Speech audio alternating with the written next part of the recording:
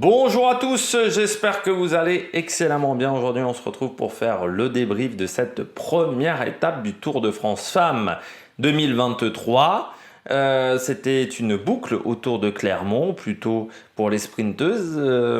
Moi, je m'attendais quand même plutôt à un sprint. Je m'attendais à ce que toutes les sprinteuses ne soient pas là, mais je m'attendais à un sprint. Et au final, le sprint, on l'a eu, mais c'était pour la deuxième place, vu que le Tecopeki a été plus forte et on a déjà des écarts un petit peu au niveau du classement général. Il y a certaines filles qui ont subi un petit peu sur cette journée. N'hésitez pas à vous abonner à la chaîne, à réagir dans les commentaires, à mettre un pouce bleu, à partager la vidéo sur les réseaux sociaux, notamment auprès de vos proches si vous pensez que ça peut les intéresser. Dans les commentaires, n'hésitez pas à me dire qui vous a plu, qui vous a déçu, si vous avez passé un bon moment devant cette étape sans Franck Ferrand mais avec Nelson Montfort. Ça change, hein. On n'était pas trop sur les mêmes choses. C'était un peu le bordel, on va pas se mentir, sur les anecdotes historiques, on sentait qu'il était un peu perdu, Nelson Montfort.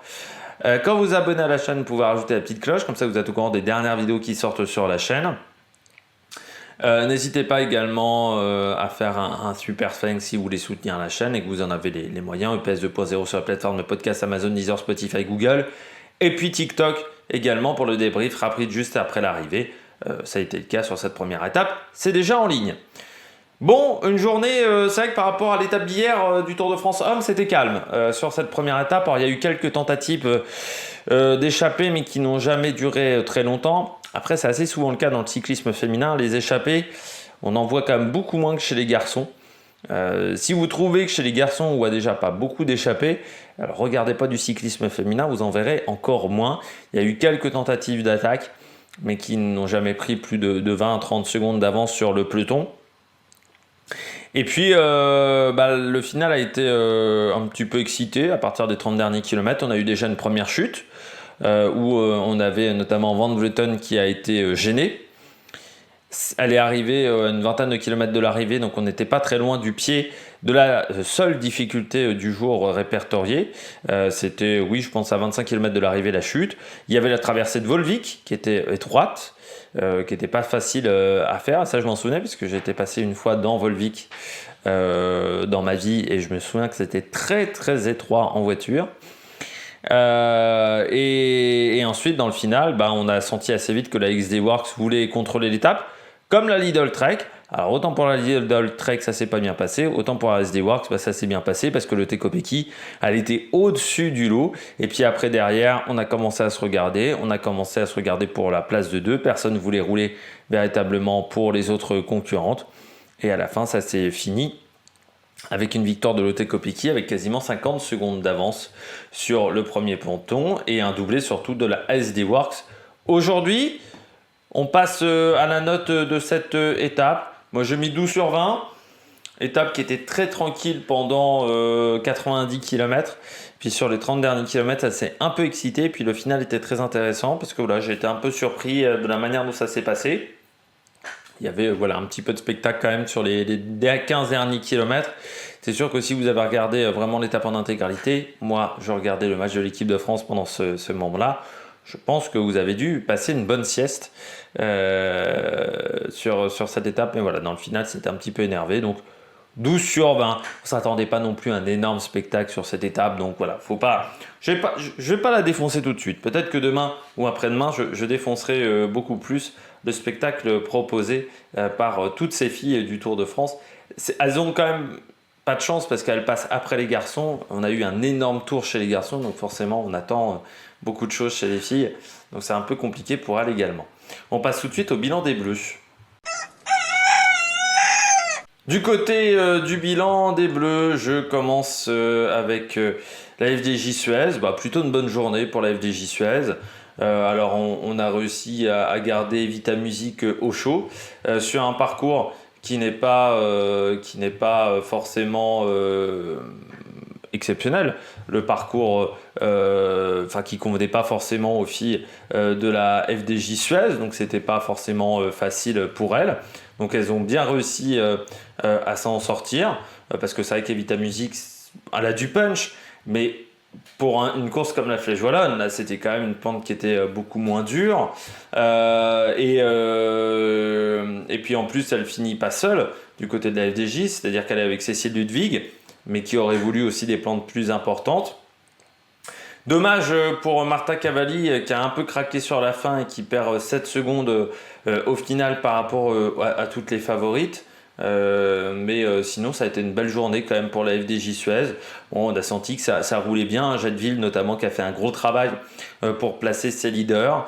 Et puis après on a réussi à tenir correctement la baraque. Après c'est dommage quand même pour Cécile Ludwig parce que pour demain c'est avec 43 secondes, je pense pas que Lotte Kopecky perde 43 secondes demain.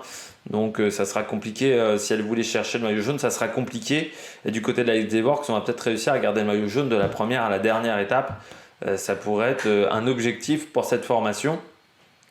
Mais du côté de la FDJ, je trouve que ça a été une journée très intéressante pour cette équipe. Du côté des autres françaises, on a une Audrey Cordorago qui est 28e, qui est à sa place. Par contre, en flop, Juliette Labousse. Première étape difficile pour Juliette. Alors, quand j'ai vu que ça montait vite dans la montée, je me suis dit, il va falloir faire attention pour Juliette parce que ce n'est pas forcément les efforts qui lui conviennent le mieux. Juliette, elle préfère quand c'est long, les montées très longues.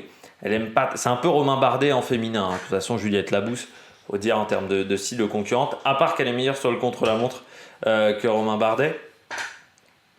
Mais quand j'ai vu que ça commençait à monter vite, je me suis dit elle va pas réussir à tenir le rythme et elle a lâché assez vite. En plus, elle était peut-être pas super bien placée. Peut-être qu'elle avait été gênée aussi par la chute à 25 km de l'arrivée. Et ensuite, en plus, elle s'est retrouvée un petit peu dans la pampa. C'est-à-dire que chez DSM, elle avait que Schweinberger parce que devant il y avait Charlotte Cole qui jouait sa carte. Non, elle était même toute seule parce qu'elle est chez Phoenix de Koninck, Schweinberger. Donc non, elle était toute seule, Juliette Labousse, ce qui est un petit peu inquiétant sur la force collective de sa formation. Mais il semblerait que chez DSM, sur le Tour de France chez les garçons, c'était colonie de vacances. J'espère que ça ne sera pas pareil chez les filles. Après, on voit aussi toute la difficulté d'enchaîner 2 grands tours. Alors même si chez les filles, les grands tours, ils ne durent pas 3 semaines, ça reste quand même difficile d'enchaîner ces courses à haute intensité. Et là, elle a peut-être eu dans cette première étape les jambes un peu lourdes de ces 10 jours de Giro qui n'ont peut-être pas été si faciles que ça à gérer pour elle. Avec en plus une pression médiatique qu'elle doit gérer depuis le début de la semaine à Clermont-Ferrand. Donc ça n'a peut-être pas été forcément facile pour Juliette Labousse, qui était dans le groupe avec Cédrine Carbaol, également notre championne de France du contre-la-montre. Autre flop aussi, c'est Saint-Michel Mavic. Vous savez que vous avez dit hier, pourquoi pas Simone Boilard. Aujourd'hui, elle finit à 2 minutes. Mais ça a été une journée compliquée pour la formation française. Pourtant, à un moment, je voyais à l'arrière récupérer des bidons. Il y avait Coralie Demey qui était bien entourée. Je trouve que c'était bien en place du côté de Saint-Michel, mais elles ont craqué dans le final, ce qui fait que Simone Boilard perd 2 minutes, Coralie Demey 2,55, Margot Pompanon et Dixline Mermont 4,30. Donc ça a été une journée compliquée pour les stars un petit peu, pour les Madeleines de Saint-Michel, Mavic Aubert 93. Je m'attendais à un petit peu mieux de cette formation. On passe tout de suite aux coureuses au top. Attaque de Marlou. Du côté des coureuses au top, bien entendu, Lotte Kopecky aujourd'hui. On pourrait mettre même Lorena Wiebes. Kopecky, moi je l'avais mis parmi mes favorites ce matin en me disant, alors moi je m'attendais quand même plutôt à un sprint avec pas toutes les filles au départ, de ce sprint, et je me suis dit, c'est vrai que Kopecky, elle passe bien les bosses, elle est rapide, championne de Belgique, mais on l'a vu sur les classiques flandriennes, c'est toujours une fille qui a une bonne pointe de vitesse, qui sait s'en sortir dans des groupes comme ça, et je me suis dit, s'il y a un groupe d'une quarantaine de filles à l'arrivée, elle est capable de tirer totalement profit de la situation, surtout emmenée pourquoi pas par une demi-Vollering, ça peut le faire. Mais je m'attendais absolument pas à ce qu'elle attaque dans la dernière côte, et je m'attendais absolument pas à ce qu'une attaque dans la dernière côte fonctionne.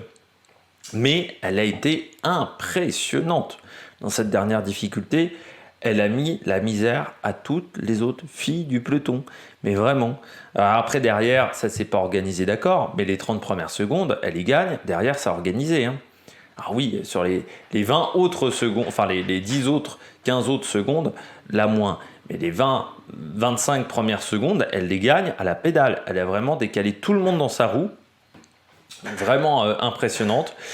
Cette équipe SD Works, de toute manière, c'est la meilleure équipe féminine du monde. Là, il n'y a pas photo. Lidl Trek est un peu en dessous. FDJ Suez est un peu en dessous aussi. Aujourd'hui, cette formation, c'est la meilleure au monde parce qu'il y a beaucoup de moyens, il faut le dire, mais c'est aussi une équipe qui sait faire depuis quelques années maintenant, qui a de l'expérience chez SD Works et qui a les meilleures coureuses du monde quasiment. Alors, ils n'ont pas Cavalli et Labousse Musique, mais je dirais qu'à l'international, il ne leur manque pas beaucoup de filles dans cette formation. Et là, elles ont vraiment elles ont contrôlé toute la journée. On sentait dès le départ qu'il y avait une idée derrière la tête. Alors moi, je me suis dit, Lorena Vibus, est-ce qu'elle va passer la bosse? Elle a quand même fait des progrès dans les bosses, mais de là à réussir à s'en sortir. Déjà, Vibus a passé la côte, donc oui, elle a vraiment progressé. Et maintenant, elle peut passer ses côtes de 2 km, 2 km et demi sur des temps d'effort de 3 minutes, 3-4 minutes, elle arrive à tenir. Mais je pense que l'idée, c'était de jouer sur les deux cartes, c'est-à-dire d'attaquer avec Kopecky, et puis de voir si derrière, ça ne profiterait pas à Webus. Ce qui fait qu'elle gagne sur les deux résultats aujourd'hui, et surtout tous les maillots. C'est-à-dire que Kopecky a remporté tous les maillots aujourd'hui. Maillot à pois, maillot vert. Donc c'est vraiment impressionnant de la part de la concurrente. Il n'y a que le classement des jeunes, normalement, qu'elle n'a pas remporté parce que c'est Cédrine Carbaol qui est en tête du classement des jeunes, malgré la perte de temps, parce qu'il n'y en a pas tant que ça, hein. Ils ne sont que 20 au départ dans ce classement des jeunes. Donc c'est bien ce qu'a fait Cédrine Carbaol qui a 22 ans, je le rappelle. Parce que je crois qu'en plus, ce classement des jeunes chez les filles, doit être moins de 23 et pas moins de 25. Mais vraiment, Lotte Kopecky, elle a fait le job, elle a été impressionnante dans le final. Bon, voilà, il n'y a pas grand chose d'autre à dire sur la concurrente belge à part chapeau. Et autant vous dire qu'elle elle fera partie des favorites quand même sur les prochains championnats du monde, puisqu'elle a quand même montré ce qu'elle savait faire sur un parcours qui ne sera pas si facile que ça. Bien entendu, Lorena Vibus qui a fait une belle étape aujourd'hui, qui passe de mieux en mieux les bosses, qui montre aussi que ça travaille bien chez SD Works, parce que chez DSM, elle était déjà très forte au sprint. Elle est toujours très forte au sprint parce qu'on a l'impression qu'elle va démonter son vélo. Elle me fait penser à Petaki vraiment dans sa manière de sprinter. Ou à Jonathan Milan, tiens, en ce moment, qui sprint un peu de la même manière. C'est-à-dire, tu as les épaules qui bougent dans tous les sens. C'est la fête du slip au niveau position sur le vélo. Mais c'est vraiment un sprint de déménageur. À Greppel aussi, qui avait des sprints comme ça. Elle fait vraiment penser à ces sprinteurs-là, un peu grosses cuisses, qui était capable quasiment de tordre des vélos. Et ensuite, parce que oui, elle le fait quand même sur un sprint en léger faux plat montant, parce qu'elle a passé une bosse de 1,7 km. Non, ça a été une belle journée pour elle, donc bravo. Et puis Charlotte Cole, elle se révèle cette année, Charlotte Cole, mais c'est pas une surprise, c'était la poisson pilote l'année dernière chez DSM de Lorena Vibus. Donc c'est pas n'importe qui non plus. Il n'y a plus Lorena Vibus, elle peut jouer sa carte, elle montre aussi que elle n'est pas si loin que ça de Vibus. C'est-à-dire que l'année dernière, Vibus, elle était au-dessus de tout le monde. C'est-à-dire qu'elle était imbattable sur les sprints. Là, on voit quand même que Vibus, Cole peut peut-être un peu plus la challenger. Et puis peut-être que si le parcours avait été un peu plus compliqué, peut-être que Charlotte Cole s'en serait un peu mieux sortie. Mais elle fait quand même un bon sprint. On voit quand même que aussi Marianne Vos n'est pas si loin que ça dans ce sprint. Donc ça, c'est intéressant ce qu'a montré Charlotte Cole. On risque d'avoir quand même des très très belles bagarres. Autant l'année dernière, c'est vrai que Vibus était au-dessus sur les sprints sur le plat, Marianne Vos au-dessus sur les sprints en côte. Là, on va peut-être avoir un petit peu plus de bagarres sur les étapes pour sprinteuses. Et il y en aura quelques-unes, des étapes pour les sprinteuses dans ce Tour de France. Parce que ce début de course est un petit peu compliqué, notamment demain avec une étape dans le Cantal. Avec une étape où on arrivera à Mauriac, c'est pas très loin d'Aurillac, mais ensuite on va avoir des étapes plutôt plates avant de rejoindre le col du Tourmalet et le contre-la-montre de Pau en fin de semaine. On passe tout de suite au bonnet d'âne. Premier bonnet d'âne, l'abandon du jour, Miriera Benito. Ça va en plus encore relancer le débat Est-ce que les jeunes filles savent bien manœuvrer sur un vélo? Parce que c'est vrai que c'est c'est toujours le débat qu'on avait eu l'année dernière. Moi, j'avais dit, c'est surtout qu'on a un peloton à 2 vitesses entre des filles qui savent faire du vélo depuis très longtemps, qui sont passées par les écoles du cyclisme, sauf qu'elles sont pas nombreuses. Il y en a beaucoup qui ont commencé le vélo sur le tard. La manière la technique sur le vélo, elle prend très jeune. Donc parfois, il leur manquait des bases techniques. Et puis surtout, il y a des filles qui viennent du triathlon, c'est-à-dire des filles qui ne roulaient pas en peloton. Et c'était parfois un peu difficile. On l'avait vu l'année dernière sur l'étape numéro 2. Mais là, c'est vrai qu'abandonner au bout de 30 km de course, dans le premier virage technique quasiment dans le premier virage en faux plat descendant, ça fait un peu mauvais genre. Voilà. Et puis elle abandonne son équipe. C'est triste pour elle parce qu'en plus 30 km seulement de Tour de France, c'est comme si elle n'avait pas participé au Tour de France, et puis son équipe se retrouve déjà en infériorité numérique. Ça va pas plaire à Patoche Lefebvre, le fait qu'elle soit tombée. Ouais, c'est terrible parce qu'on a du mal un peu à comprendre la chute, mais elle est tombée vraiment à pleine vitesse. Alors est-ce que il y a eu un problème au niveau des freins de son vélo, ou est-ce que c'est elle qui n'a pas maîtrisé la vitesse dans cette descente? Mais c'est très bizarre la manière dont elle est tombée.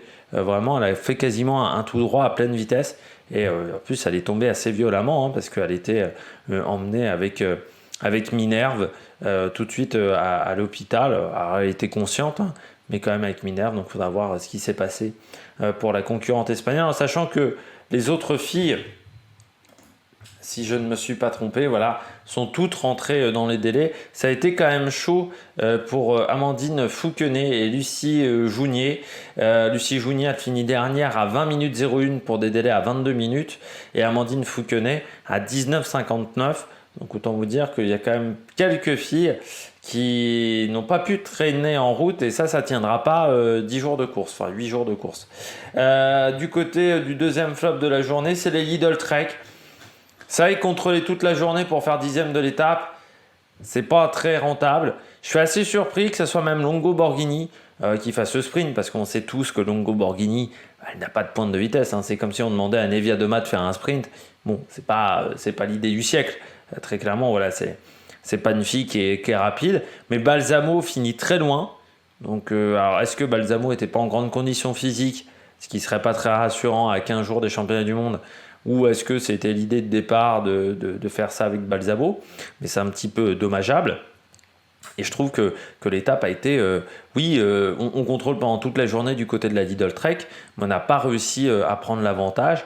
C'était un petit peu dommageable, tout simplement, dans cette formation, de ne pas avoir réussi à prendre l'avantage. Donc voilà, moi je suis un petit peu déçu du côté de la Lidl Trek. Je trouve qu'on n'a peut-être pas forcément très bien couru, parce que c'est vrai qu'on a sacrifié pas mal de cartes. Je pense notamment à Elisabeth Deignan. Donc je m'attendais à ce qu'on propose quelque chose. Pourquoi pas une Longo Borghini qui attaque et une Balsamo qui attendent le sprint. Sauf qu'au final, c'est pas ce qui s'est produit. Donc du côté de la Lidl Trek aujourd'hui, rouler autant pour finir 10e, c'est pas l'idée du siècle dans cette formation. Après, l'avantage, c'est que Longo Borghini est toujours placé au général. Par contre, c'est vrai qu'Elisabeth Deignan est déjà loin du côté de cette équipe Lidl Trek. Amanda Spratt également est bien classée si on a besoin d'une leader de rechange. Mais ce sont les deux seuls de Lidl Trek qui ont réussi à s'en sortir dans le groupe des favorites. Dernier flop, Juliette Labousse a perdu du temps. Elle a perdu une bonne une quarantaine de secondes. Sylvia Persico aussi a perdu du temps. Alors un peu moins de débours, c'est 23 secondes, mais c'est vrai que c'était quand même une arrivée qui devait normalement lui convenir à Sylvia Persico, parce que c'est vraiment le type d'arrivée où l'année dernière elle était très très forte sur le Tour de France. Donc moi je m'attendais vraiment à ce qu'elle l'attaque dans le final, à ce qu'elle tente de sortir, et je m'attendais à ce que UAE fasse un très gros rythme. Sauf que UAE, ils n'étaient pas vraiment à l'avant de la course, et que Sylvia Persico, elle a quand même perdu du temps. Elle finit avec Claire Stills, avec Audrey Cordon-Rago, Régène Marcus et Amber Crack. c'est pas très rassurant. Amber Crack finit un peu derrière. Finit avec Réjeanne Marcus, Audrey Cordon-Aragon et Claire Stills. Ce sont quand même pas les meilleures grimpeuses du peloton, ces trois-là. Sans être méchant avec Audrey Cordon-Aragon, elle est plus performante sur le plat qu'en montagne. Hein. C'est-à-dire que là, du côté de Silvia Persico, c'est pas très rassurant qu'elle soit déjà en difficulté sur une côte comme celle-là, alors qu'elle a des qualités de puncheuse, contrairement à Juliette Labousse. Donc c'est vrai que je suis un petit peu inquiète pour Silvia Persico, surtout que l'année n'a pas été excellente. Hein. C'est vrai que quand on regarde un petit peu ses résultats à Silvia Persico, elle fait 8e du Tour d'Italie féminin, mais c'était quand même moins bien que l'année dernière. 9e sur le Tour de Burgos, 12e sur la Vuelta féminine et vainqueur de la Flèche Brabançonne, mais même 9e de l'Amstel, 8e de la Flèche Wallonne, 42e de Liège-Bastogne-Liège. Enfin voilà, c'est un peu en deçà de l'année dernière. Et c'est dommageable parce que maintenant elle est chez UAE.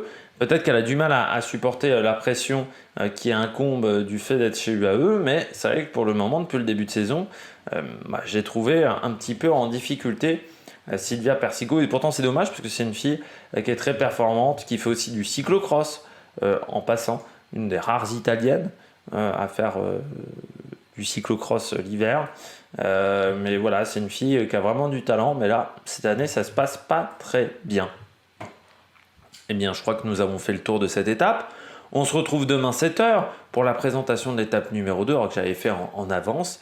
Et puis demain, 21h pour faire le débrief de cette étape. Et puis, on fera le débrief sur TikTok juste après l'arrivée. Je rappelle que cette année, les étapes du Tour de France arrivent à la même heure que chez les garçons. C'est plus les arrivées à 16h30. Maintenant, ça sera des arrivées entre 17h15, 17h30. Voire même très tardivement, parce que l'étape du Tourmalet, normalement, je crois que c'est prévu que ça arrive à 19h, 19h15, un truc comme ça. Enfin, ça doit arriver assez tard sur l'étape du Tourmalet. Il faudra voir ça. Bien, j'espère que vous avez passé un bon moment. N'hésitez pas à vous abonner à la chaîne, à réagir dans les commentaires. Puis nous, on se retrouve pour de nouvelles aventures sur la Mec Production. Ciao, ciao!